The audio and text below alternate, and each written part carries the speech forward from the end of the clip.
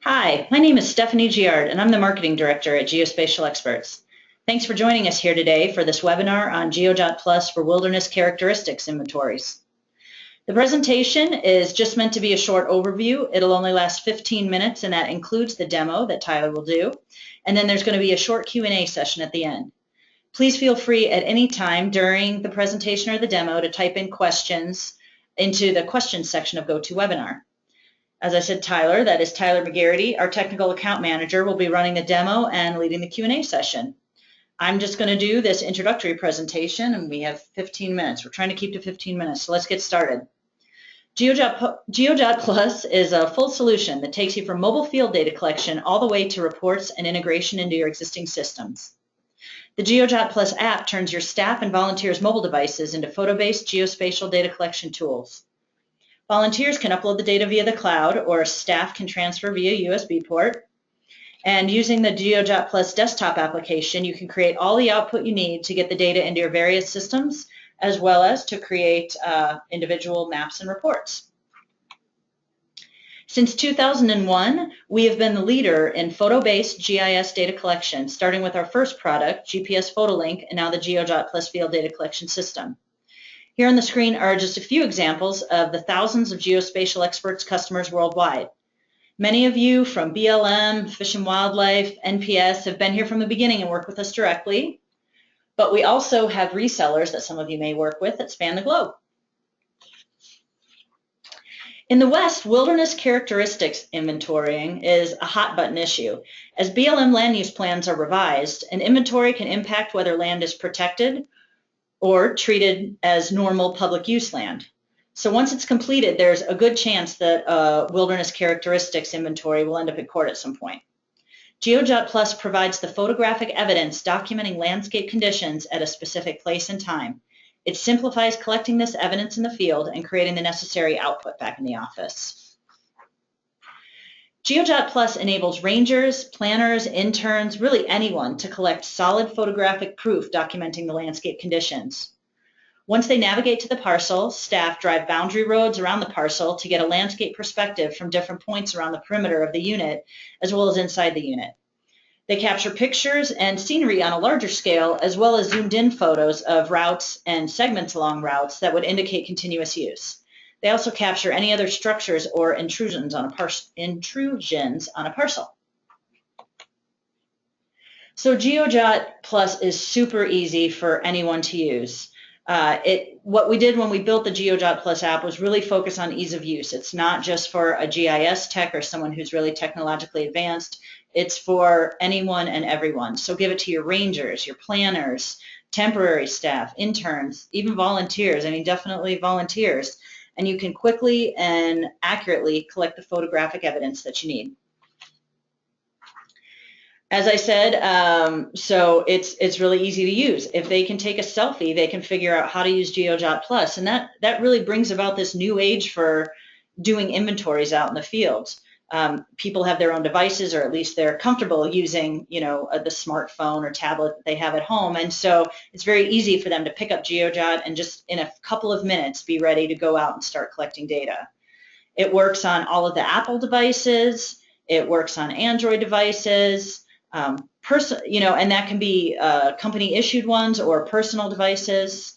It will work on Trimble units, anything that's, and also Juniper units, anything that's Windows Mobile 6.x, and that works whether they're cellularly enabled or not, and you can easily transfer licenses between units. So as I said, the app is super easy for anyone to use, and the heavy lifting is done back in the office, usually by someone who's familiar with GIS.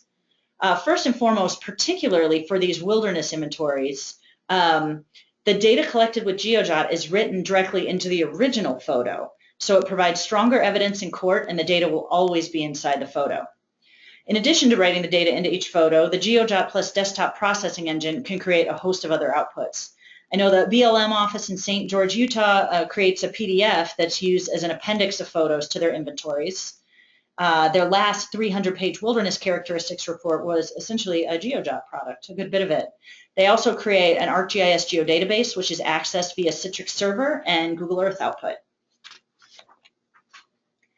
So before going out into the field, there are a few things to think about. Really be sure to define your workflow before you go out and run through it once before sending out your teams. Even though the app is really easy to use, sometimes the workflows need to be practiced a little bit before folks are ready. So provide clear instructions, particularly if you're using volunteers. You can create a config file, which allows you to assure that everybody has the same exact settings on their phone. I know we've had some people who've been concerned, well, I don't really want people with different devices going out into the field, but you can get these config files done and send them to people with all sorts of different devices, and then the settings on everybody's phone or tablet are the same for the data that's being collected.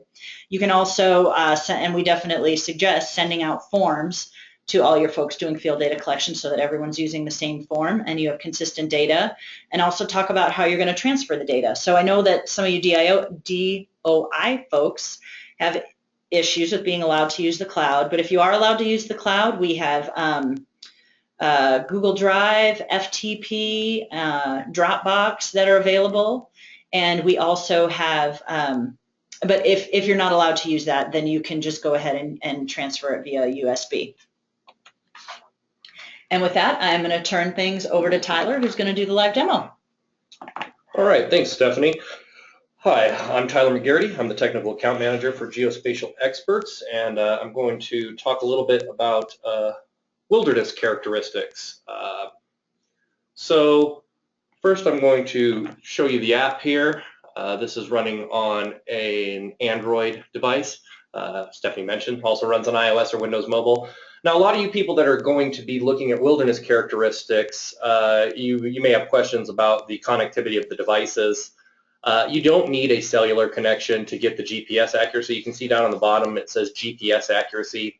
GeoJot will report both cellular accuracy and GPS accuracy, and once it's getting settled to just the GPS signal, it'll get GPS accuracy displayed down there. You can use these even when you have no cellular connection at all. The GPS chip is separate from the cellular chip. It doesn't need to have connection to any towers in order for you to get the information back. So you can go out in the field, you can capture this data and easily integrate it when you're back in the office. So I'll show you here. Let's say we have this lovely photo. We're going to snap a photo there, and it's going to bring us right into a form. This is a wilderness characteristics form that I built. It's very simple, but you can make these as complex or as simple as you want. So in here it would ask us things like, what's a unique identifier for the area, and it could also ask us what's the acreage, is it 5,000 or more? If it's not, why is it less? So you have description fields here you can see. If you look, you can set these up where you can see there's a description that's put in. So it says the area of sufficient size, and then it gives you a little more info. If it meets one of the exceptions to the size criterion, choose yes and describe the exception in the space provided below. This is similar to the information that would be on the paper form for the wilderness characteristic presence, but this is a way to do it digitally if you were out there didn't have a form. Now, you could also just put in the area unique identifier and not fill out this other information, and then still fill out the form by hand and match the photo to the form by using that same area unique identifier. So then when that information was entered into your backend system, you would have a photo that also had that same unique identifier referenced in the EXIF header or stored in the actual JPEG itself, so that you could get at that information and make sure that they were married forever. So here you can see the forms with the asterisk, the fields with the asterisk are required fields. So you can set it up where you have people out in the field required to do certain things. I've already filled this one out, so I'm going to go ahead and discard that photo. And then I'll show you here in the camera roll where the photo ends up. You can come in here and see all that information that was collected. You can see the photo itself. You can see an overview map. This is where we are because I'm taking a photo of a photo. And you have the ability to also see an overview map of all of the photos that you collected over a certain day. So you could come in there and say, oh, these are the direction and where different photos laid out at different times. The group photos mode can help a lot in the wilderness characteristics side of things. You can put it in group photos mode. Then you could go around and take pictures of several different boundaries and then fill out the form just one time and write all that information to the form once. I'll go in here to the settings file. Stephanie mentioned this some. You can set up your camera picture size. You can set up how you're transferring pictures. You can also manually transfer them via cable. You can also set up this cloud transfer to only do it when Wi-Fi is enabled, so it won't use up cellular data. You can set the accuracy you want. We even support GPS averaging here in Android, so you can average points to get the best possible location you can before you grab it. Once you have all this set up the way you want, easy to hit share settings. You can send that to a cloud connected service, or you can send it to an email address. This is going to allow you to share your settings with volunteers or co-workers and make sure everybody has the same settings out there in the field. Then forms. You can see that there's a few different forms in here. You can have as many forms as you want. The forms themselves, you can take a look in here and see different information in here.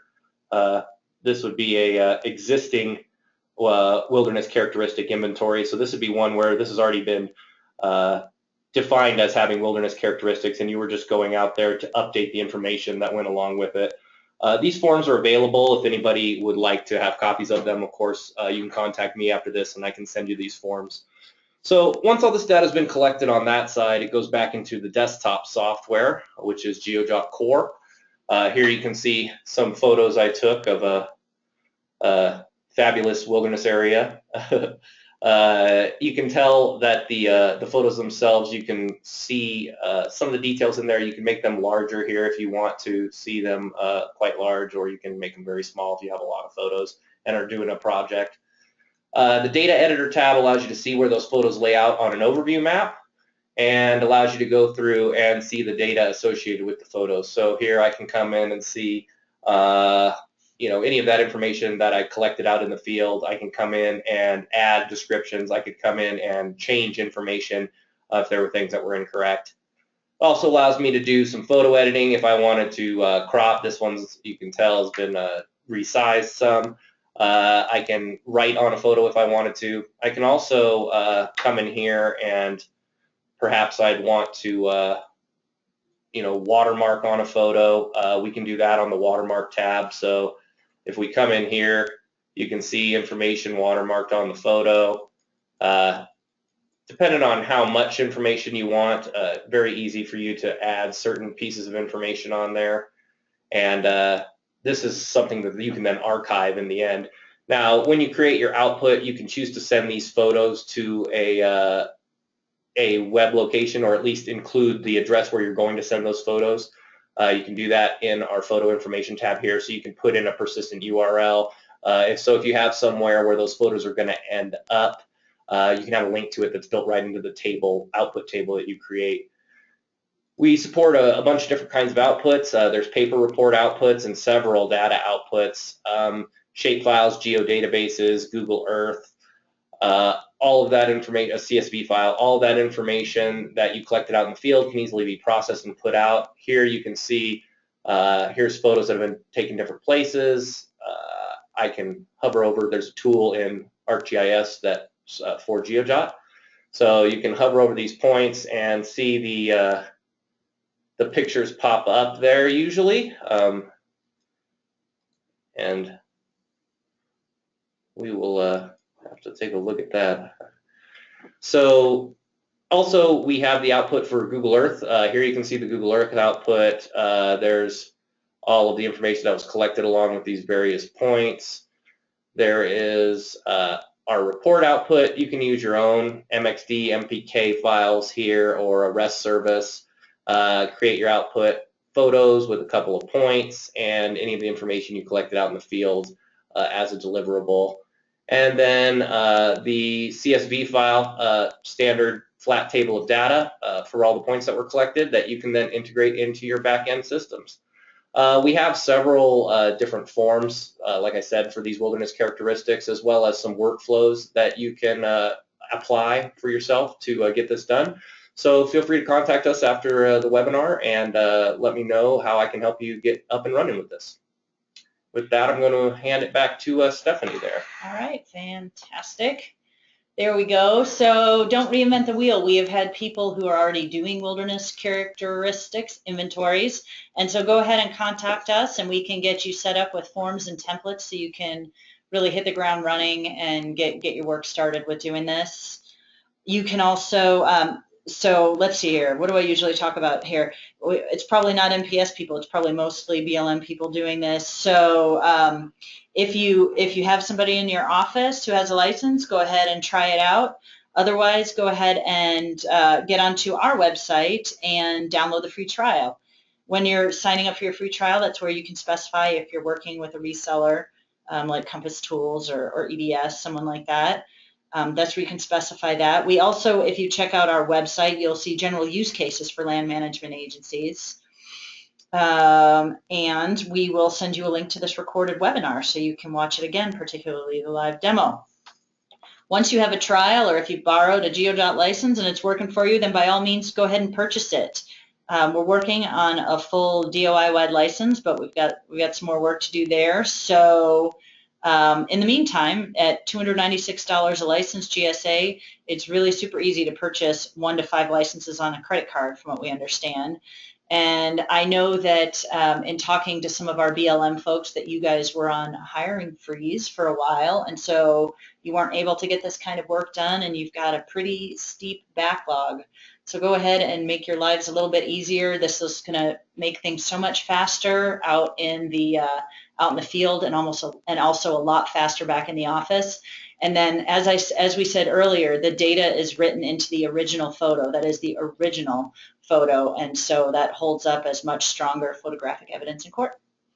And last slide here, Tyler, the buck stops with Tyler, and he is your contact for the forms, the templates, and the detailed workflow documents. And with that, we're going to go ahead, and that's the end of the presentation, and we're going to start up the Q&A session.